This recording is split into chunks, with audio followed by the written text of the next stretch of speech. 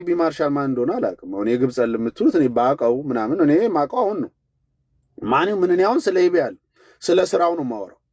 ኤቢ ማርሻል የሚባለው ልጅ በራሱ ገንዘብ ሪስክ ወስዶ ራሱን ህዝቡ እኛ ኮሚኒቲ ላይ ሳይመጣ ኪሳራውንም ጥቅሙንም የፈለገ ቦታ ኢንቨስት ያድርግ ችግር የለብኝም ና ብለህ ግን ህዝቤን ስትበላው ችግር አለ ማለት ነው።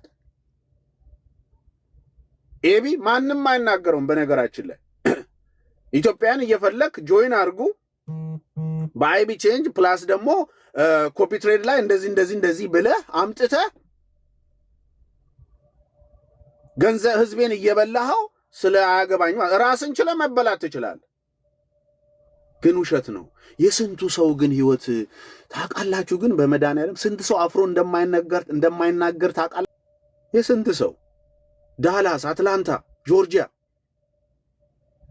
ወደ ካሊፎርኒያ፣ ሲያትል የስንት ሰው ህይወት ነው ታውቃላችሁ? ግን የስንት ህፃናት ህይወት እንደተበተነ ስንቱ ንብረቱን እንደሸጠ የህልም የቅዠት ሀብት እማታየው እማትዳስሰው ያንተ ያልሆነ